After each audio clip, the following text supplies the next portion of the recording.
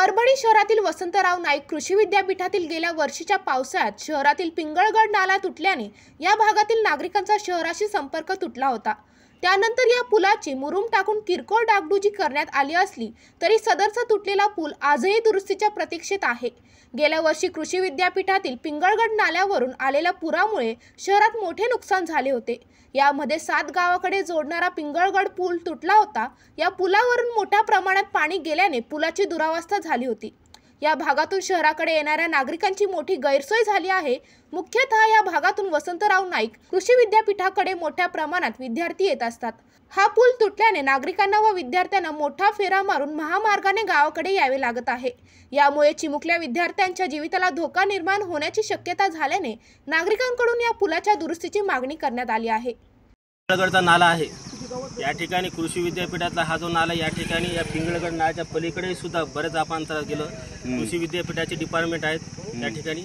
इथून गेल्यानंतर सायळा लागतो, टाकळगावाने, परळगावाने, इटलापूर, लोहगाव आहे। या प्रत्येक लोकांना सकाळी 4 वाजल्यापासून संध्याकाळी 10-11 वाजेपर्यंत लोकांना या मार्गे आपल्याला विद्यापीठापर्यंत परभणीला जावं लागतं। परंतु वारंवार आम्ही शासनस्तरीय विद्यापीठास्तरीय आपण कुलगुरूतर्फे त्यांना सुद्धा माहिती पुरवली वारंवार, परंतु आणखीन या ठिकाणी या पुलाची काही कोणी दखल घेतली नाही।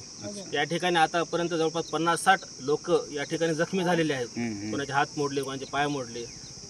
उद्या जोरदार आपल्या शेतकऱ्यांनी आणि गावकरी बंधूंनी या ठिकाणी माती स्वतः आणून JCB मार्फत हे पूल बनवलेले आहे, लोकांनी बनवले। पण विद्यापीठ स्तरावर हा रस्ता विद्यापीठाचा आहे, पण एवढं मोठं अनुदान येऊन सुद्धा या ठिकाणी या पुलाकडे वारंवार दुर्लक्ष केलं आहे। आणि अगोदर हा पूल चांगला होता, परंतु यांनी मुद्दाम हा पूल काय केला, इलेक्शनच्या वेळेस हा पूल तोडला की जेणेकरून या लोकांनी इकडून येऊ नये। यांचं असं म्हणणं आहे की बाबा हा रस्ता रहदारीचा नाही, हा रस्ता फक्त विद्यापीठाच्या लोकांचा आहे।